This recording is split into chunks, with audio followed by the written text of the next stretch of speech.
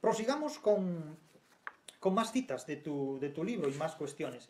Hay una cita importante de tu libro cuando ya te ocupas del judaísmo primero y del cristianismo después, el cristianismo como un invento oriental, de raíces naturalmente hebreas, judías, renovadas por Cristo, por Jesucristo, cuando dices en un momento dado que, citas los textos bíblicos y evangélicos, el Nuevo Testamento, el Viejo Testamento, amarás a tu prójimo como a ti mismo, prestarás a muchas naciones, aunque sin pedir tú prestado, son citas de las páginas 120 y 121. Yo recuerdo que Esquinas, José Ramón Esquinas Algaba, en su libro sobre el Jesús histórico y su relación con las mujeres a partir de los evangelios, a partir de los evangelios sinópticos, en tanto que podamos hablar de un Jesús histórico, que ese es otro timo. Pues el tema del Jesús histórico es un auténtico timo, porque nadie sabe del Jesús histórico más que nadie. Es decir, el ponerse a hablar del Jesús histórico como si eso fuera un individuo al que se le pudiera biografiar y sobre el que se pudieran decir cosas, eso es vender un crecepelo. Porque he leído a muchos autores que han hablado del Jesucristo histórico y lo único que venden son conjeturas, es decir, las mismas conjeturas que podría hacer yo. ¿Por qué? Porque no hay ninguna fuente fiable sobre ese tema. Hablar del Jesús histórico es hablar de un crecepelo, abiertamente. En ese sentido tú tienes razón cuando lo haces constar. Pero no tienes razón cuando estás hablando de la sociedad judía y de la sociedad cristiana inicial y los presentas como enemigos del comercio, circunscritos a los criterios a los cuales los circunscribes. Es decir, ¿por qué razón? Pues porque eso en definitiva es un nacionalismo. Eso es un nacionalismo. Es un nacionalismo hebreo. Es decir, perdonarás a tu prójimo. Esto lo advierte José Ramón Esquinas Algaba en su libro, en el libro sobre el Jesús histórico y su relación con la mujer en los evangelios apócrifos, criticando precisamente toda la historicidad. Es decir, el trabajo de Algaba es muy desmitificador en ese punto. Pero Algaba dice una cosa que tú deberías tener en cuenta. Es decir, perdona a tus enemigos, pero no a los enemigos de Dios. Es decir, perdona a tu prójimo es tu correligionario, es el judío como tú, pero no perdones a los que no son judíos. Quiero decir con esto que el criterio comercial aquí es insuficiente, porque aquí lo que funciona es un criterio nacionalista, es un criterio incluso étnico, ya no solo religioso, Por tanto, el problema es un poco más complicado, aunque tú lo presentas de una manera muy atractiva, pero si uno conoce algo más de aquello a lo que tú te refieres, tu interpretación resulta insuficiente. Porque perdona las deudas, las deudas económicas también, a tus enemigos, pero no a los enemigos de Dios, porque si no estaría reemplazando a Dios.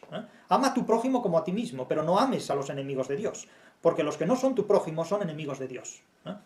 En fin, todas estas cuestiones requieren a veces una interpretación más complicada, más compleja de la que tú ofreces, que es muy atractiva tu interpretación, pero no basta.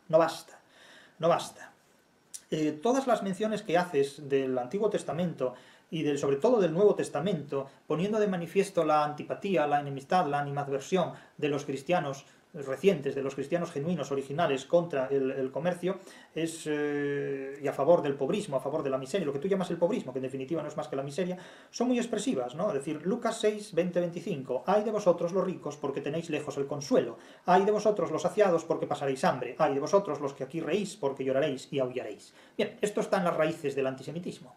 Esto es la genealogía de la moral de Nietzsche, a quien citas poco, cuando deberías citarlo más, pero bueno, en este primer tomo, aunque bueno, este primer tomo todavía no ha irrumpido Nietzsche, pero sí citas a otros que vendrán después con Nietzsche también.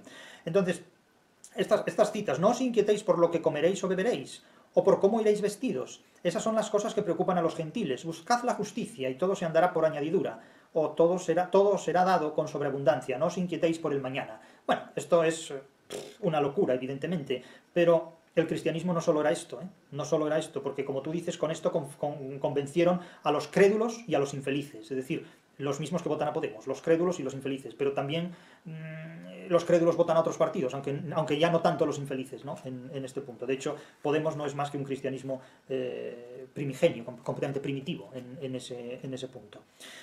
Un aspecto importante que conviene citar es el siguiente. Cuando tú empiezas a tener una cita histórica con el Imperio Español, que enseguida evitas, que enseguida eludes, claro, no puedes disimular cuán extraordinario fue y cuán útil fue para la modernidad, es decir, la unificación de España, y el hecho de que los reyes católicos, Isabel y Fernando, suprimieran los feudalismos medievales, superaran los feudalismos medievales y metieran en cintura a los nacionalistas nobiliarios, podríamos decirlo así, es decir, a la nobleza detrás de la cual existía, pues eso, y delante de ella también, delante y detrás, un feudalismo que hoy día se rehabilita en los nacionalismos peninsulares, ¿no? En definitiva, son los nacionalismos posmodernos contemporáneos que padece España son una consecuencia y tienen su genealogía en el feudalismo de la nobleza medieval.